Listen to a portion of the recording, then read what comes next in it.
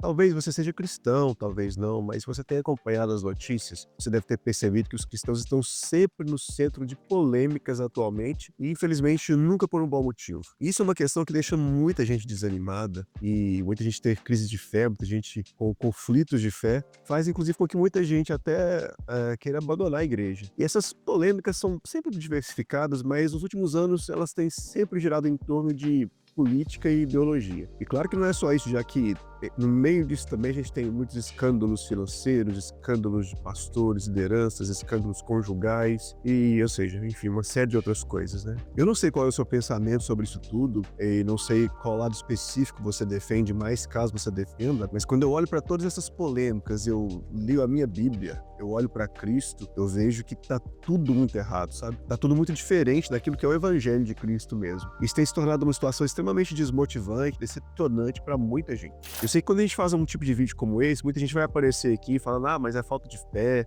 é falta de oração. Não é isso, não é desânimo contra a fé, não é desânimo contra a obra de Deus, não é desânimo contra a igreja, mas é um certo cansaço, sabe, de ver tanta confusão, tanta briga, tanta polêmica vindo de gente que se diz professar a fé cristã. A imagem que muita gente de fora tem dos cristãos hoje é que a gente só vive brigando, e inclusive entre si mesmo, né? A gente quer sempre estar certo, quer sempre ser os detentores da verdade absoluta sobre todos os assuntos.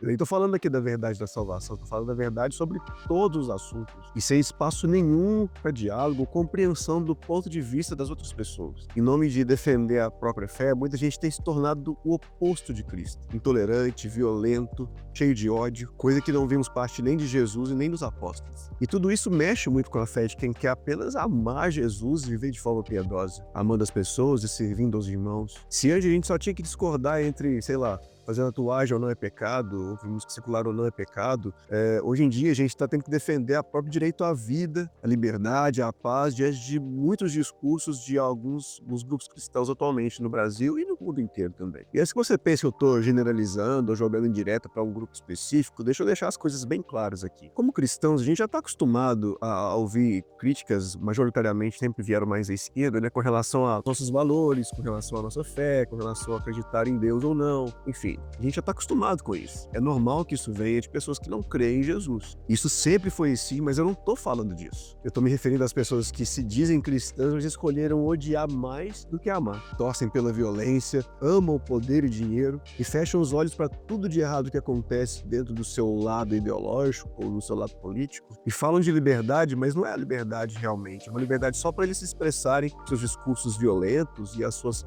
ofensas da forma como eles quiserem ali nas redes sociais.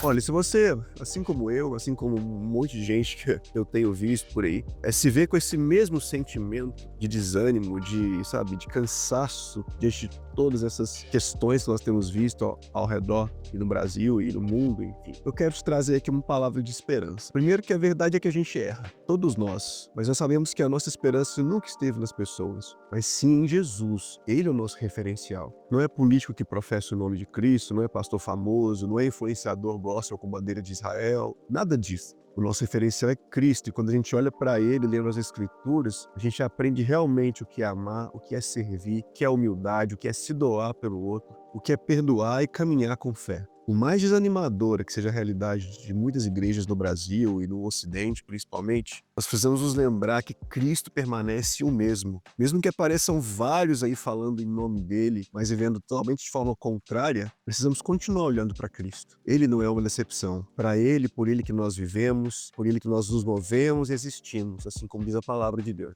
Então o recado que eu deixo para você é, se você está num tipo de igreja que é corrupta, que está cheio de escândalos, que se envolve mais com política do que com a própria palavra de Deus, que as suas influências têm sido esse tipo de cristão midiático que fala e briga o tempo todo e ofende pessoas o tempo todo, sai dessa igreja, sai desse lugar que, sabe, e vai para uma igreja onde as pessoas estão ali com sinceridade de coração, buscando agradar a Deus, buscando ouvir a palavra de Deus, vai para uma igreja séria, que respeita a palavra, que respeita o evangelho. Para de seguir essas pessoas, esses influenciadores midiáticos loucos que muitas vezes mais atrapalham do que contribuem com o evangelho. Graças a Deus tem muita gente que tem buscado viver para Jesus de verdade, sabe? Em humildade, em amor, em serviço e principalmente na esperança de um reino vindouro, já que a nossa esperança enquanto cristãos não está nas conquistas desse mundo, não está em ter poder nesse mundo, não está em ter um país evangélico, nossa esperança não está em ser os mais ricos do mundo, não está em ser nada disso. A nossa esperança principal enquanto cristãos está na eternidade, está numa vida com Cristo pela eternidade, uma vida onde não